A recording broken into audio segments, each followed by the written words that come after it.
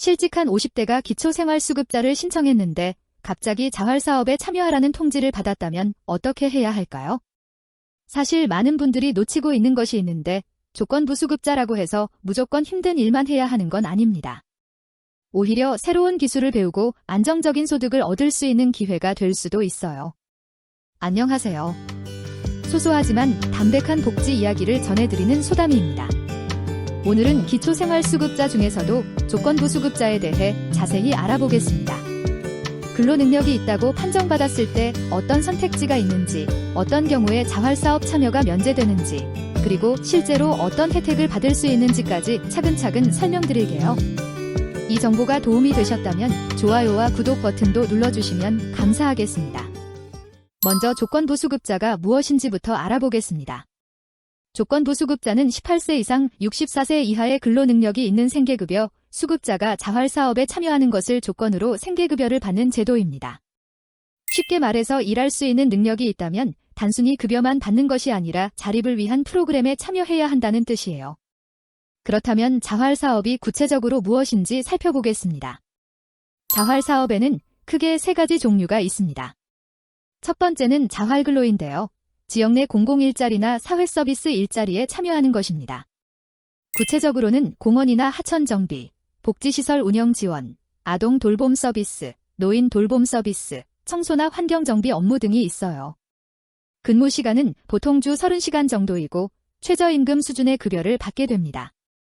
두 번째는 자활기업으로 취약계층이 공동으로 운영하는 사업체에서 근무하는 것입니다. 예를 들어 청소업체, 음식점, 세탁소, 돌봄 서비스 업체 등을 동료들과 함께 운영하면서 수익을 나누는 방식이에요. 세 번째는 취업능력 향상 프로그램으로 직업훈련이나 기술교육을 받는 것이죠. 컴퓨터 활용, 요리, 미용, 간병 등 다양한 분야의 교육을 받을 수 있습니다. 여기서 중요한 건 자활사업에 참여하면서도 생계급여를 계속 받을 수 있다는 점입니다.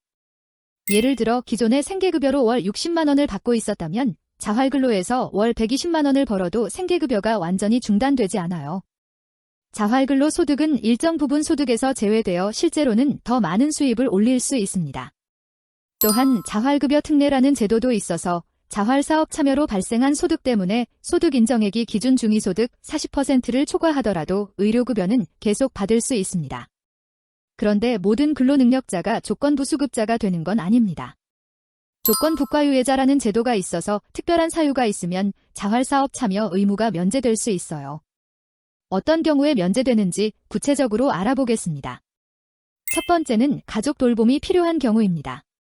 미취학 자녀를 양육하고 있거나 질병이나 장애로 거동이 불편한 가족을 돌봐야 하는 경우에 해당합니다. 예를 들어 7세 자녀를 혼자 키우고 계신다면 양육 사유로 유예가 가능해요. 치매에 걸린 부모님을 돌봐야 한다면 간병 사유로 유예받을 수 있습니다. 단, 보육료 지원을 받고 있거나 하루 8시간 이상 아이돌보미 서비스를 이용하고 있다면 유예 대상에서 제외될 수 있어요. 두 번째는 교육을 받고 있는 경우입니다. 대학생의 경우 최대 6년까지 유예가 가능하고 직업재활기관에서 장애인 대상 프로그램에 참여 중인 경우도 해당됩니다. 휴학 중에는 유예를 받을 수 없으니 주의하세요. 세 번째는 건강상 문제가 있는 경우입니다. 임신 중이거나 분만 후 6개월 미만의 여성, 질병이나 부상으로 치료가 필요한 경우에 유예받을 수 있어요. 당뇨병이나 고혈압 등으로 지속적인 치료가 필요하다면 질병 사유로 유예가 가능합니다. 이때는 근로능력평가용 진단서나 의사소견서를 제출해야 해요. 네 번째는 특별한 상황입니다. 사회복무요원 등 법적 의무를 이행 중이거나 환경 변화로 적응 기간이 필요한 경우 최대 3개월까지 유예받을 수 있습니다. 이제 구체적인 사례를 통해 살펴보겠습니다. 김소담 씨는 50세 남성으로 최근 실직했습니다. 기초생활수급자 신청을 했더니 근로능력이 있다고 판정받아 조건부수급자가 되었어요. 김소담 씨는 특별한 건강상 문제나 돌봄 대상자가 없어서 조건부과유예 대상은 아니었습니다. 하지만 자활사업에 참여하면서 새로운 기술을 배울 수 있는 기회로 받아들였어요. 김소담 씨가 자활근로에 참여하게 되면 월 약 150만 원 정도의 자활근로 소득을 얻을 수 있습니다. 동시에 생계급여도 계속 받기 때문에 총 소득이 늘어나게 되죠. 또한 의료급여도 유지되어 의료비 부담 없이 건강관리를 할 수 있습니다. 다른 사례도 보겠습니다. 이소담 씨는 40대 여성으로 7세 자녀를 혼자 키우고 있습니다. 이 경우 미취학 자녀 양육 사유로 조건 부과유예자가 될 수 있어요. 자활 사업 참여 없이도 생계급여를 받을 수 있습니다. 다만 자녀가 취약하게 되면 조건부 수급자로 변경될 수 있으니 미리 준비하는 것이 좋겠죠. 또 다른 경우로 박소담 씨는 60세 남성으로 당뇨병으로 지속적인 치료를 받고 있습니다. 이 경우 질병 사유로 조건부과유예를 신청할 수 있어요. 근로능력평가를 통해 근로능력이 없다고 판정받으면 자활사업 참여 의무가 면제됩니다. 그렇다면 실제로 신청은 어떻게 해야 할까요? 거주지 관할 주민센터나 구청에서 기초생활보장급여 신청을 하시면 됩니다. 신청할 때 조건부과유예 사유에 해당하는 증빙 서류가 있다면 함께 제출하는 것이 좋아요.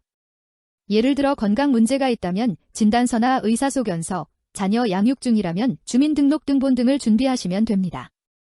신청 후 소득과 재산조사와 함께 근로능력 판정을 받게 되고 그 결과에 따라 조건부 수급자 또는 조건부과유예자로 결정됩니다. 근로능력 판정은 18세 이상 64세 이하의 수급자를 대상으로 하는데요. 중증장애인이거나 질병과 부상으로 치료나 요양이 필요한 사람 중에서 근로능력 평가를 통해 근로능력이 없다고 판정받은 사람은 제외됩니다. 이 평가는 국민연금공단에서 진행하며 의학적 평가와 활동능력 평가를 통해 종합적으로 판단합니다. 조건부 수급자로 결정되면 자활지원계획 수립 상담에 참여해야 합니다. 이때 자신의 상황과 희망을 솔직하게 말씀하시는 것이 중요해요. 상담을 통해 가장 적합한 자활 사업을 선택할 수 있기 때문입니다. 만약 상담에 불참하면 조건불이행으로 간주되어 생계급여가 중지될 수 있으니 반드시 참석하셔야 해요. 만약 자활사업 참여 중에 건강상 문제가 생기거나 가족 돌봄이 필요한 상황이 되면 언제든지 조건부과유예를 신청할 수 있습니다. 상황이 변했을 때는 주저하지 말고 담당 공무원과 상의하시기 바랍니다. 또한 자활사업을 통해 기술을 익히고 경험을 쌓아서 일반 취업으로 이어질 수도 있어요. 실제로 많은 분들이 자활사업을 통해 새로운 직업을 찾고 안정적인 생활을 하고 계십니다. 마지막으로 주의할 점이 있습니다.